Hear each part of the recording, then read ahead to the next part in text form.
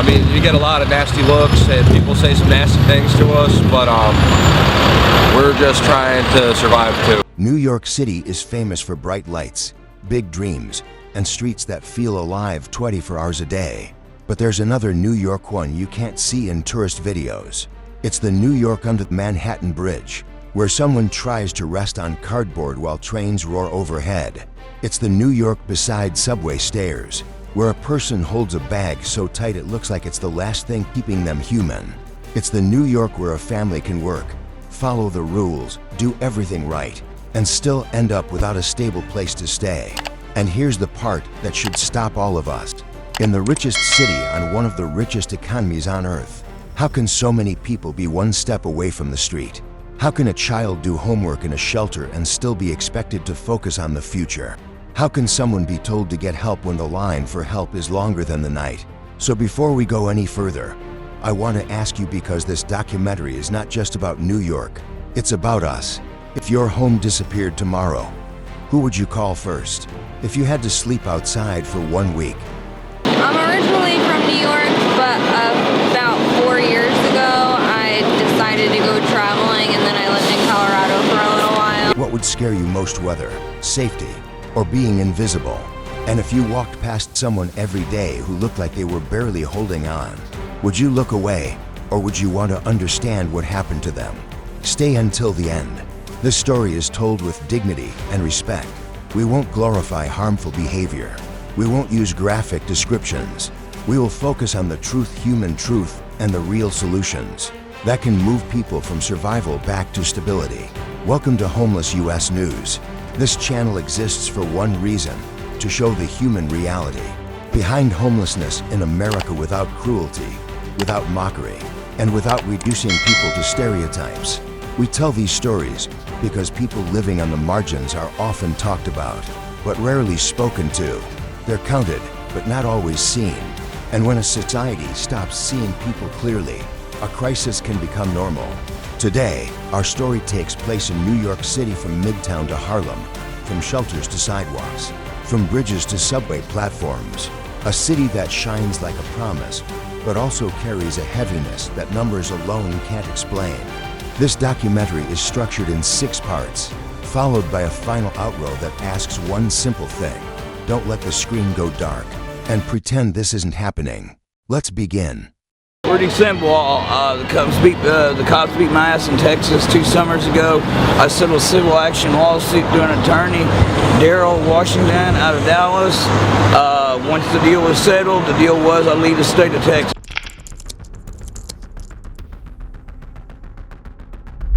Part 1. The city below the neon. New York can feel like the capital of ambition. It sells the idea that if you work hard enough, you can build a life here. But if you look closer past the billboards, past the bright storefronts, you start to notice a different pattern. You see people wrapped in thin blankets near subway entrances. You see tents tucked along fences, carefully placed in the narrow spaces where they won't be noticed as quickly. You see someone sitting silently on the sidewalk with everything they own in one bag, trying to stay calm in a city that never slows down. Homelessness in New York is not only about being without a roof, it's about being without margin. When rent rises faster than wages, one setback becomes a trapdoor: a medical bill, a job cut, a family breakup, a landlord sale, a late paycheck. Small events come, and events can become life-changing when there's no cushion. And in New York, the cost of survival is high. Even people who work full-time can fall behind. Restaurant staff, drivers, home health aides, retail workers, caregivers, people who keep the city moving but can't afford to rest inside it. You can feel it in the rhythm of the streets, the way someone scans the sidewalk before they sit, the way a person keeps their bag wrapped around their wrist like a safety rope, the way people flinch when they hear raised voices, because conflict can escalate fast when life already feels unsafe. This is also where another kind of homelessness hides: families in temporary rooms, people moving between couches, workers sleeping in cars, students who don't talk about where they live because they don't want to be judged. The crisis has many faces, but it shares one constant: instability. And it forces a question that's uncomfortable but essential. If a city can build towers overnight, why can't it build enough stability to keep people from falling through the cracks?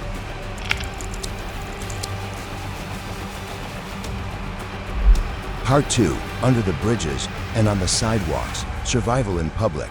There are places in New York where homelessness becomes impossible to ignore.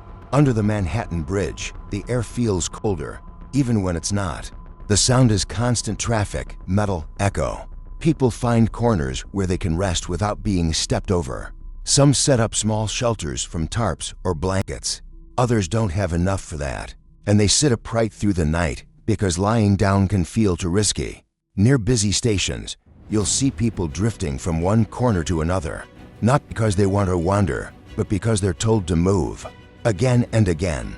The rules change depending on the block, the hour, the mood of the moment. And when you're exhausted, being pushed along doesn't just move your body. It breaks your mind down little by little. For many, daytime is about basic needs. Where can I find food? Where can I use a restroom? Where can I charge a phone? Where can I sit without being treated like a problem? Nighttime is about safety. Where can I rest without losing everything? Where can I sleep without fear? Where can I exist without being targeted? People who've lived outside often describe the same truth. The street teaches you to stay alert. Always. Even when your body is begging to shut down. That kind of stress doesn't fade after one night. It builds. It changes people. It can make someone seem guarded, distant, or angry when what they really are is exhausted and scared. And behind these street-level realities, there are deeper stories. Some people carry the weight of trauma from childhood. Some have survived unsafe situations that no one should have to endure. Some live with a record that makes housing and work harder to access. Some are trying to rebuild after mistakes, but the path back is blocked by paperwork, stigma, and time. Homelessness is not one story.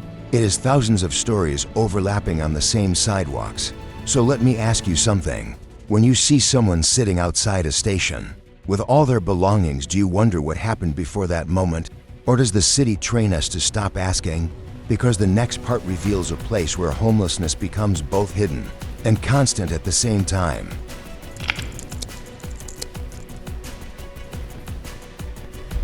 Part 3.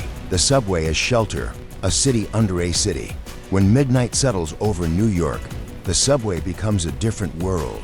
The crowds thin out, the noise changes, and for thousands of people, the underground system becomes the only place that feels slightly safer than the street. Some people ride long routes back and forth because movement feels safer than stillness. Some try to sleep in stations because the cold outside cuts too deep. Some choose the subway because rain can soak everything you own in minutes. And once your clothes and blankets are wet, staying warm becomes almost impossible. In these tunnels, survival becomes a quiet routine. A bench becomes a bed. A backpack becomes a pillow and a lock. A jacket becomes a blanket. And every sound becomes a question. Is that just footsteps or trouble? The subway offers partial shelter, but it comes with constant uncertainty. People can be asked to move at any moment. Outreach teams can offer support, but resources are limited compared to need. And many people avoid help because they fear being separated from their belongings, or because past experiences taught them that asking for help can lead to disappointment. This is where the public often argues, why don't they just go to a shelter? Because shelters can be complicated. Some people fear crowded spaces. Some have medical needs that are hard to manage in a shared environment. Some have partners, pets, or family members they don't want to be separated from. Some have experienced theft or conflict in group settings and don't feel safe there. That doesn't mean shelters are bad. It means the needs are diverse and the system isn't always designed for that reality. And still, outreach matters. A calm conversation matters. A referral matters. A transportation voucher matters. A placement opportunity matters. Because for someone living in survival mode, one well-timed connection can change a month, sometimes a life. So here's a question. If your loved one was sleeping on a train at 2 a.m., would you call them lazy, or would you call it a crisis that needs a real plan? Now we need to talk about the group that carries the heaviest cost of instability: children and families.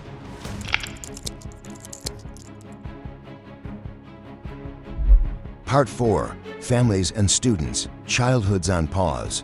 Homelessness hits adults hard, but it can shape a child forever.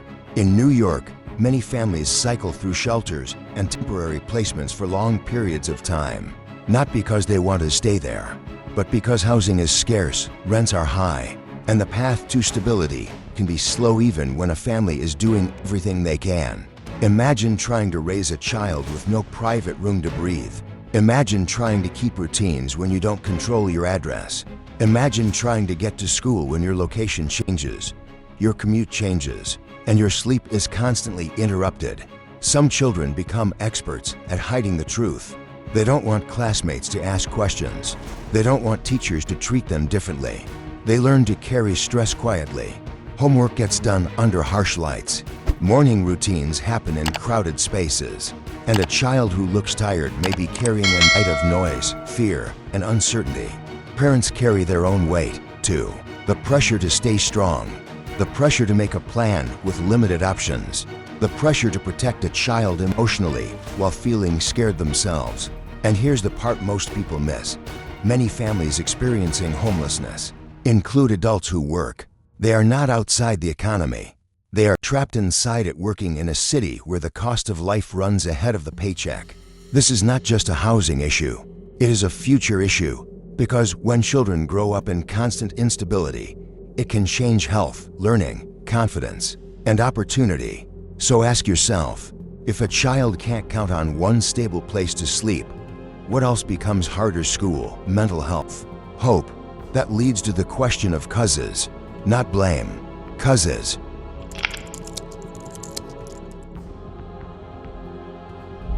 Part 5. Why people fall. Costs, health, trauma, and a system that moves too slow. Homelessness in New York rarely comes from one mistake. It comes from layers. Layer 1 is affordability. When housing prices rise and vacancy stays low, the city becomes a locked door for people living close to the edge. It doesn't take a huge collapse to fall out. It takes one moment. Layer 2 is health. A medical issue can pause work, drain savings, and create debt fast. If you don't have strong support, getting sick can become losing everything. Layer 3 is trauma and mental health.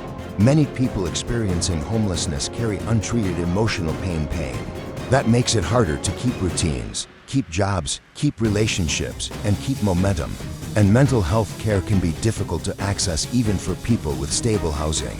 For those without it, the barriers multiply. Layer 4 is stigma. The moment you lose a stable address, doors close. Job applications, apartment applications, paperwork, requirements, background checks, old debts, a past mistake that follows you like a shadow. Layer 5 is displacement. When a person is moved repeatedly by circumstance, by policy, by enforcement, their ability to rebuild becomes harder. You can't build stability if you're constantly being scattered. And in the middle of these layers, there's a truth we don't say enough. People need a support system. Someone cheering them on. Someone reminding them they matter. Someone helping them believe they can still stand up again. Some outreach teams are rooted in faith. Some are rooted in public health. Some are volunteers. Some are community organizations. But the message that helps people survive is often the same. You have dignity. You are valuable. And your life is not over. That is not just religion. That is human truth. So here's the question. Do you believe homelessness is mostly about individual choices, or mostly about how fragile stability has become for ordinary people? Because if we can be honest about causes, we can be honest about solutions.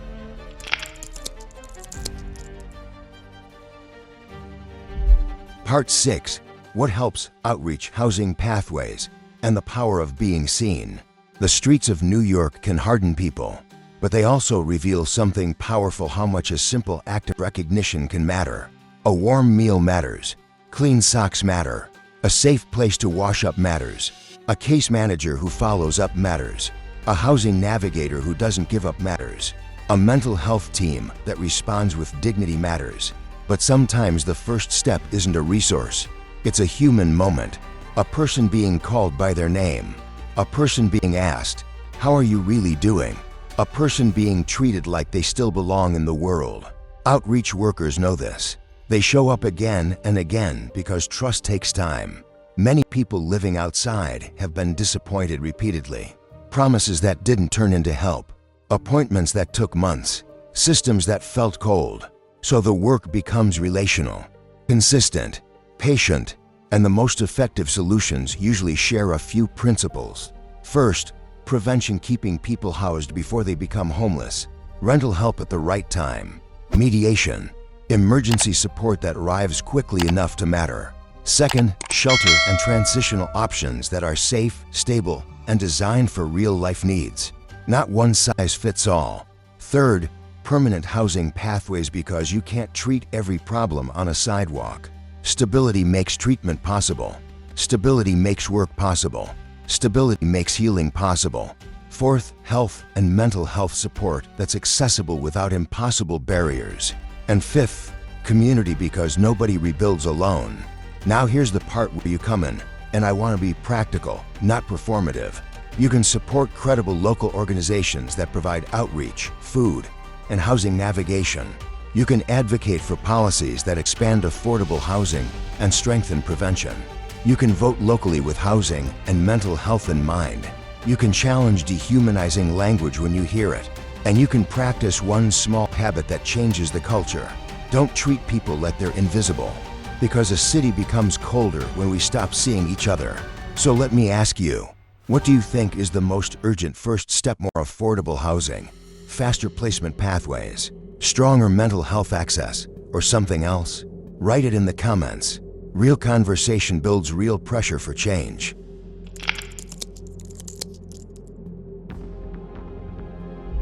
Outro, don't look away, a call to action with dignity. As we close this story, remember this: homelessness is not just out there. It is closer than most people wanted to believe. It is the worker who falls behind after one crisis. It is the family stuck in a temporary room because housing is out of reach. It is the teenager who hides their instability with a forced smile. It is the elder who can't keep up with rent increases. It is the person carrying pain from the past and trying to survive the present. And yes, some people live with trauma that's hard to even put into words. Some have been hurt in ways no one should ever experience. Many are doing their best to be okay in a world that keeps moving past them. That's why Homeless US News exists. Not to shame, not to sensationalize, but to witness and to remind the world that dignity is not something you earn. It is something you already have. If this video made you pause, don't let that feeling disappear when the screen goes dark. Leave a comment. What part of New York's story stayed with you most? What do you think your city should do differently? And what is one small act of compassion you believe can truly change someone's day? If you believe these stories deserve to be told with respect, subscribe to Homeless US News. Every like, every comment, every share helps push these voices further so fewer people are forced to suffer in silence. Because the true measure of a city isn't its skyline, it's how it treats the people living in its shadows.